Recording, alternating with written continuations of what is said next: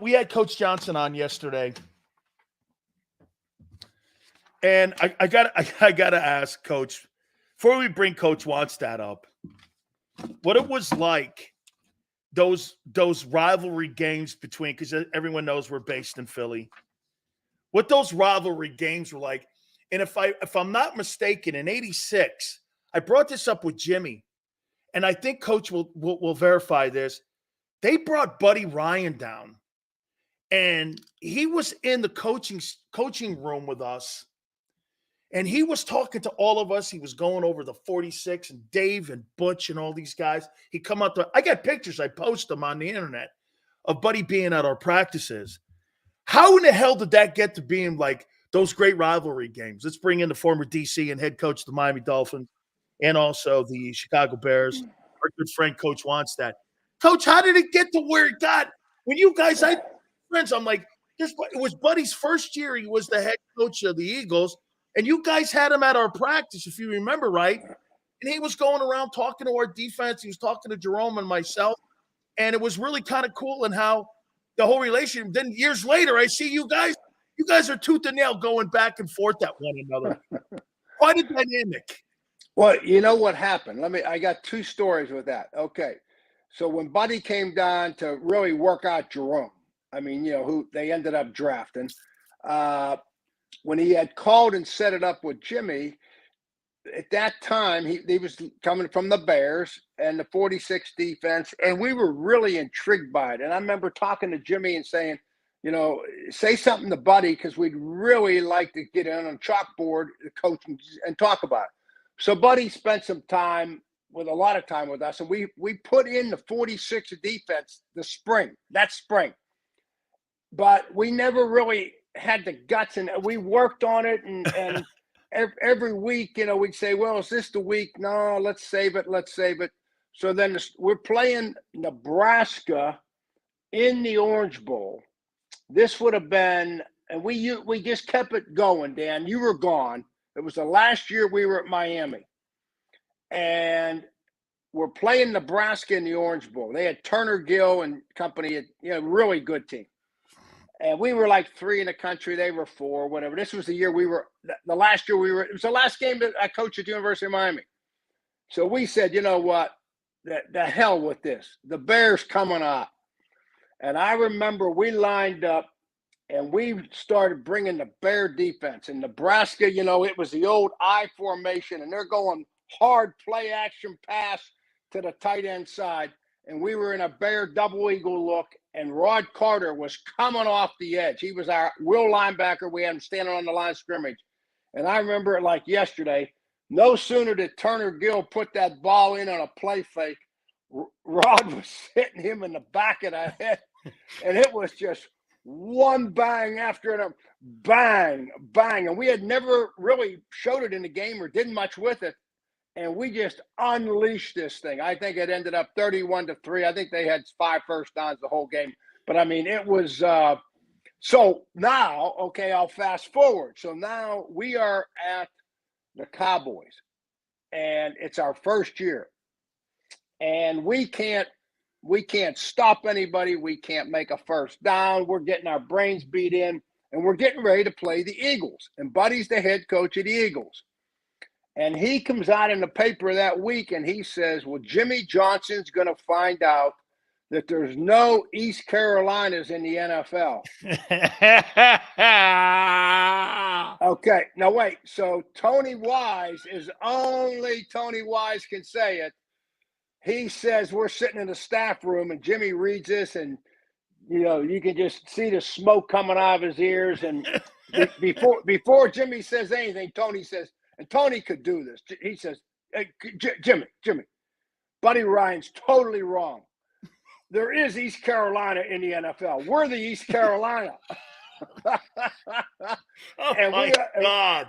And we all laughed, and Jimmy even laughed, but that was in the back of our minds. And that always started the rivalry. And I think the first time we played them, I might be off on one, but I think Troy was sacked 9 times. I think it was an NFL record. They had Reggie White and Seth Joyner and Sean Jones, I think. Well, I can't remember all the, but they had 5 Simmons, big guy. Clyde Simmons.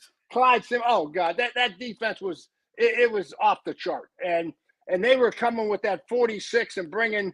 It was a nightmare for us, and yeah. In fact, Norv was in town last week because his son was with the Raiders. He still is, Scott. So Norv came into Chicago, Turner, and so he stayed at my condo. And so we got talking. In fact, we brought that game up. It's funny we're talking here because he said we were talking about, we were together at USC, and then we were together with Jimmy at Dallas, and then we were together. He was my OC at the Dolphins.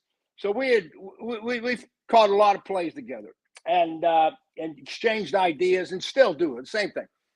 And he brought up the Philly game, and he says, Reggie was playing nose. Reggie was playing the nose. So we were going to start the game with a hard play action to Emmett, and we were going to boot Troy out because Reggie was at the nose, and we had to slow these guys down. Well, don't you know they put Reggie at defensive end, and he was at and we're in a press box, and North and I were laughing. We were having a couple of drinks 2 nights ago laughing. We were saying we were so excited about everybody was excited. Jimmy was excited.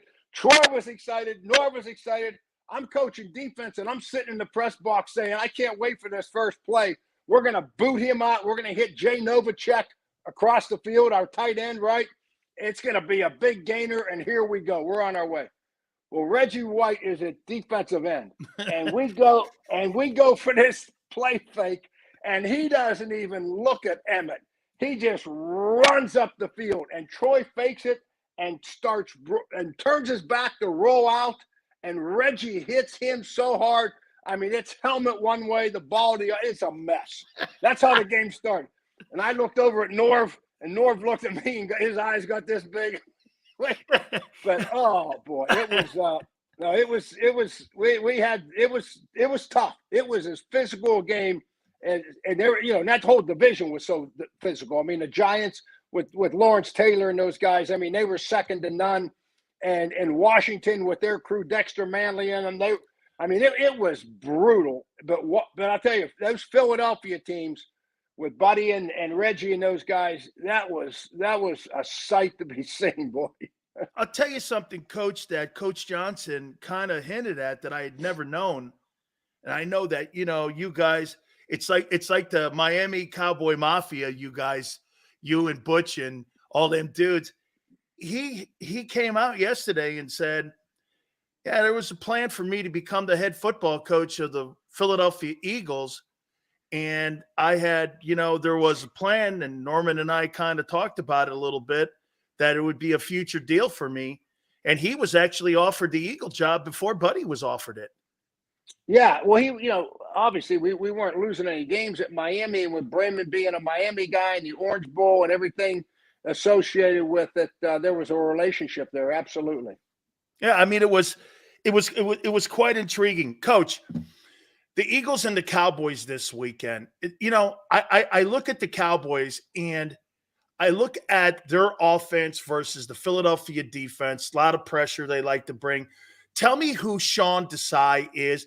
I think, Coach, he's actually had a really tough time with all the new pieces and all the injured pieces, younger players, inexperienced players. I actually think he is done a really good job. Do you think against the Cowboys that bringing pressure against Dak, and as you like to say, getting him off his spot, is that how you upset him with internal pressure and getting him off of his spot if you're Sean Desai? Yeah, obviously we know how good the Eagles are rushing the passer and getting pressures, particularly with Jalen Carter added to the mix. This is a game, yes, Sean Desai, first of all, I got to know him a little bit when he was at the Bears and he was working under Vic Fangio. And then he took over and, Fangio is not a big blitz guy. He's just try to make it happen with 4 multiple coverages, bring a little bit of pressure, about 20% to keep him healthy, to keep him honest, But so that's what the Eagles do. That's what they do.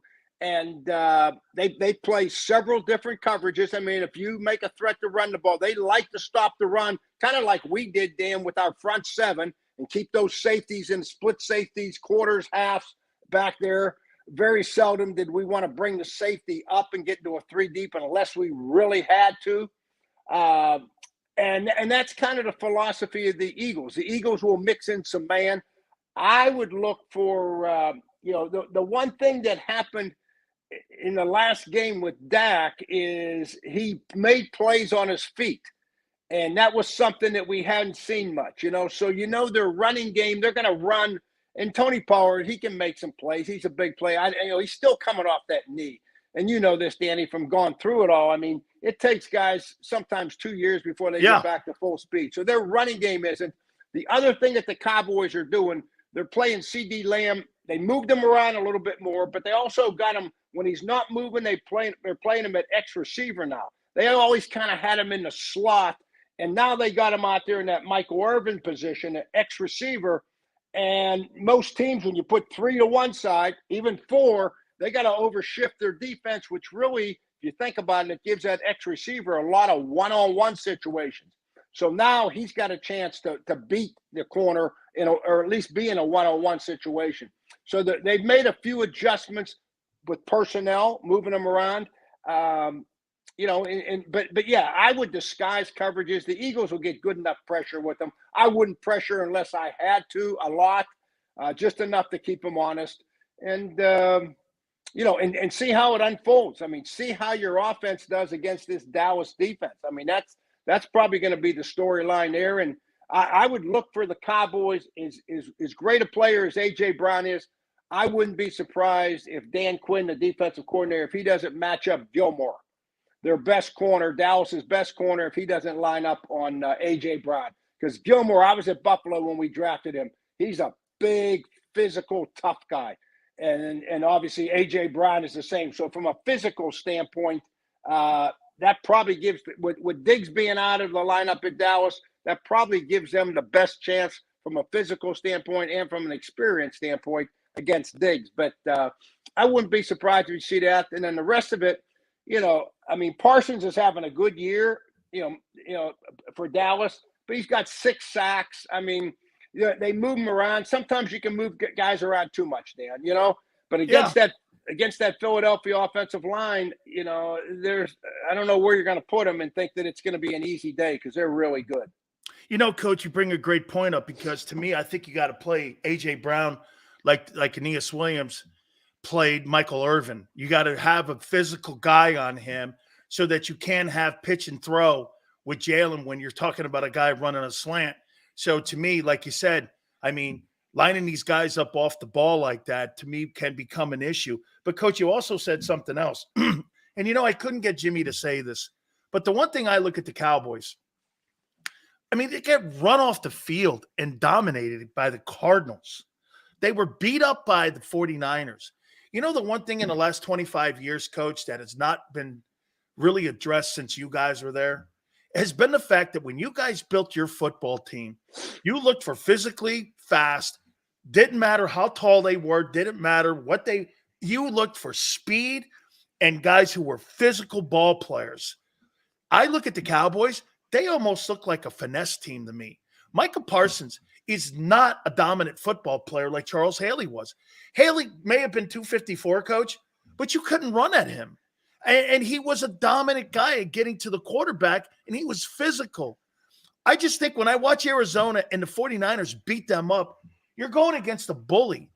And Jerry's teams have just been a little too finesse. Am I wrong when I say Jimmy wouldn't admit it? He kind of smiled, but am I right when I look at how he's built teams versus how you guys built the teams? Or am I overmaking this more? Well, I think the difference, the way I would see it is, we had to be physical up front because we weren't going to give you guys much help.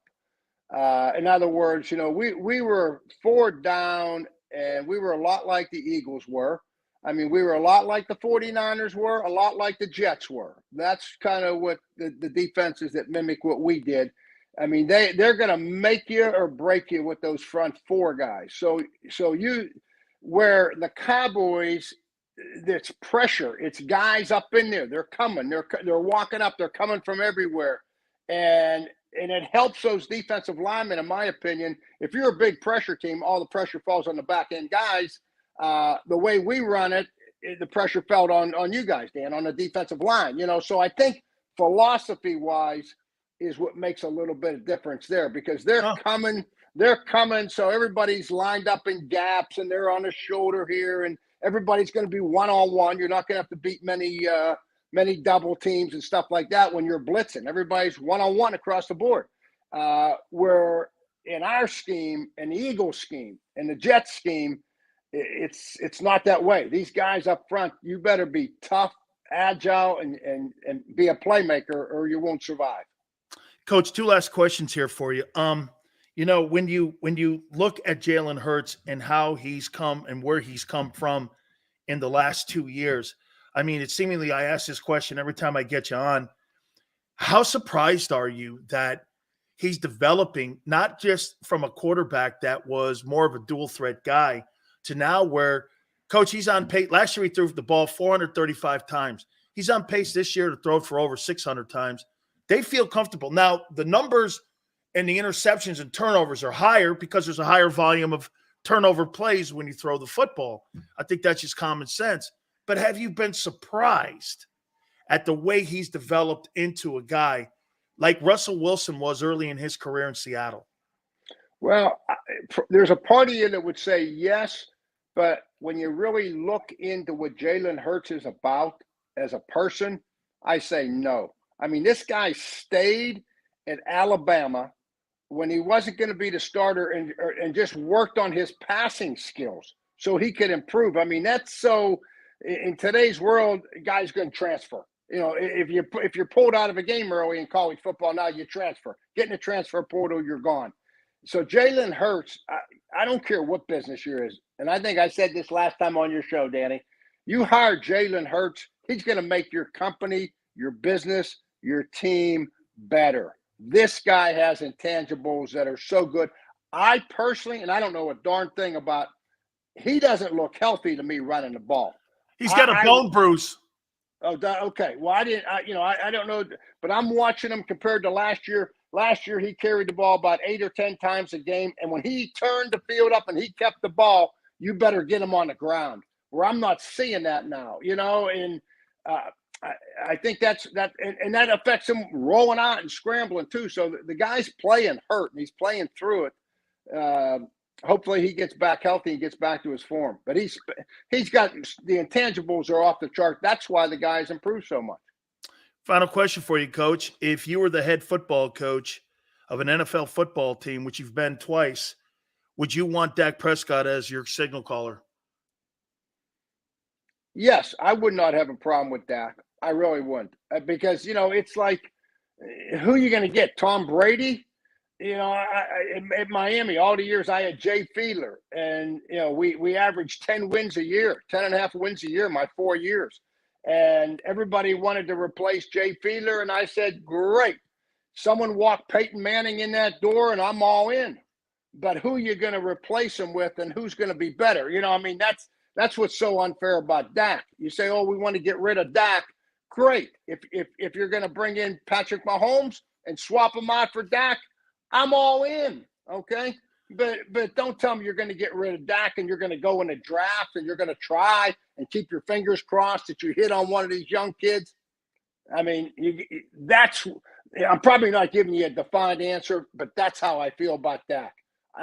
You line up and you win with Dak Prescott, and they're doing it, and they have done it. He's just this is a separation game for him too. The thing that Dak's got to prove to everybody in Dallas in Cowboy country is I can win the big game when it's on the line. And Sunday is going to be a great barometer of that. Okay, I just got a text from Troy. Ask Dave how close it was for me to come out of retirement. Hold on for a minute. I got to read this. Oh, God. Wait a minute. How close was it? I didn't know this. Hold on for a minute.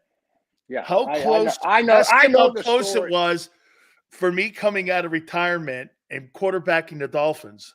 Okay, Troy's upset because I didn't use his name. Okay, if you okay, Troy, if you could walk Tom Brady, Peyton Manning, Patrick Mahomes, or Troy Aikman through that door, then we're making a quarterback change. Okay, Troy's happy now. No, but ask Troy how he liked that bootleg against the Eagles when Reggie White knocked his mouthpiece out. Ask Troy that one. No, I told Troy. I hope Troy heard because he did.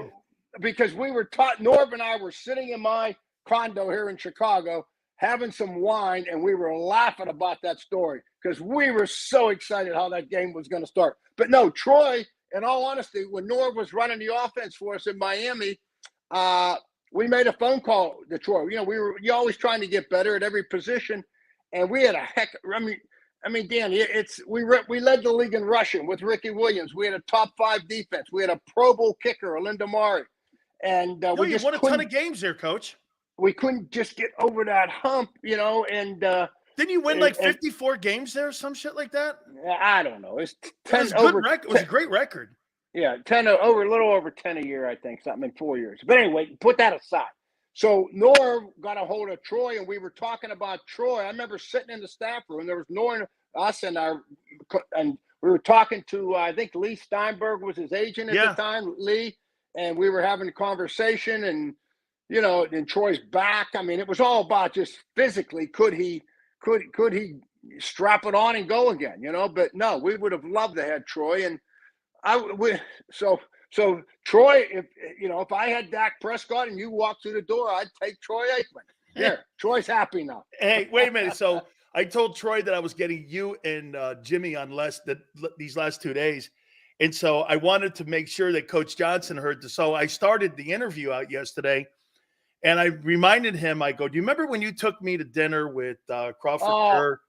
And you took me to dinner with Crawford Kerr and all this, and we went there. It was me, Kerr, Troy, and someone else, and we're sitting there. It was that steakhouse in Thousand Oaks. Jimmy hated the place because he thought it was like a country club because it was too. We walk out here. He goes, "Where's the heat?" He hated the place, and so you did too. All you coaches go, "There's no heat. Where's the humidity?" We're like, "Oh God," because it was like a country club. So he goes, "Hey. You see your boys, man? Oh, your Miami guys drafted Steve Walsh." I went like this. I go, "Hang on." I go, "Those guys love Steve Walsh. I love Steve Walsh. But do you think those guys give a shit that Steve Walsh is the quarterback of the football team? He's not going to devalue the kid because he's going to eventually trade him. You're the guy." He goes, "That's his boy. He won a national title with him." I go, "Those guys don't give a shit about that stuff." I go, "I know these guys. They don't care about that." He looked at me and goes, "Yeah, well," and it's funny. I told Troy that, he's the toughest coach. I mean, that Troy Aikman is the toughest player that Jimmy ever had to coach. And Troy goes like this. He goes, "Why?" I said, "Well, you told him no for Oklahoma State. You told him no when the transfer from OU to go to Miami, and he didn't draft you in Tampa or in Dallas." And so he goes, "I never looked at it." I go, "You told the guy no 3 times." And I go, "That's why those guys ended up him introducing Coach Johnson at the Hall of Fame is because I think that was the hardest guy that Coach Johnson ever had to coach because to me, we all love him and we know what he is and who he is. But Troy said no 3 times to him, but then won the most with him." I don't get credit for this, but I saw Troy. Troy was in 9th grade, and I was recruiting a guy named Crawford from Bristow, Oklahoma. And Bristow was playing Henrietta. And I didn't. I think Tony Wise drove me. We went down to Henrietta, Oklahoma to watch this running back play basketball. Were you at Oklahoma State? I was at Oklahoma State, and Troy was playing basketball for Henrietta. And I remember us sitting there and men said, "Wow, look at this guy." So, oh, yeah. Hey, do you have any of his 8 beer? Did he send you any 8 beer? Not yet. You got to hold up the 8 beer. I don't. He's too cheap. I haven't had any of the 8 beer sent to me yet. It'll be some good publicity for him. You tell him I said that. Absolutely. I definitely will. Hey, Coach. But are you going to be at the Blue Bonnet reunion this week? I actually left the year before that and went to USC. So, but I will not be. So fact, I talked to Tony Wise an hour ago. He's looking forward to it. He'll be there. He's got his oh yeah, he's looking forward to it. Here's It'll one be for good. you for Jimmy. He said the most important coaches today in the National Football League are the O-line coaches. Well, you got well. No, I said, you know what? wait a minute. I go like this. I go, are you really saying that with Butch and Dave? Well, no, here's the deal. You know why he's saying it, and I agree with him, because you can't. The only way offensive linemen get better is, think about it, is if they full speed work with the pads on and doing all their fundamentals. They don't have that anymore. So now you get these kids, they don't do it in high school, they don't do it in college. So it's probably the most underdeveloped position. And so I think that's what Jimmy's referring to. How quick can an offensive line coach get them together where, you guys, I mean, we get off the ball and get to the ball. I mean, there wasn't a whole lot of extra time. I remember. Hey, now I know why when you were messing around with that 46, Jerome and I were in the South Carolina game. Why are we playing a nose? Yeah. Why are we playing a 3 technique? He looked at me and goes, did we practice this at all? And I'm like, I don't remember ever us going, because me and him were going in and out at nose, and we were playing against South Carolina. We're like, you guys went like in the third, fourth quarter, we were starting to play a nose. We're like, what in that was a tough game for us. We were in a dogfight. We opened that stadium. Yeah, we were in a dogfight there. That was not easy at first. Absolutely. No, the only game that I'll never bring up to you ever again is the Pitt game. I got to go. hey, I got my Pitt jersey on. I thought you'd ask about it, Ironhead Haywood. You mother. What the hell? Yeah, I was like, we won 38-3. But Benny Blades was forced to make every tackle on Ironhead because you and Jerome didn't want to hit him. George Meyer didn't want to hit him. Shannon didn't want to hit him. He was into the secondary every time they handed the ball off. Too damn cold, man. Hey, Coach, I love you so much for doing this for me. Thank you so much, Coach. See you, buddy. You got it. That is my friend Dave Wannstedt. Please hit the like button. We appreciate everybody doing this. Keep it here on the National Football Show.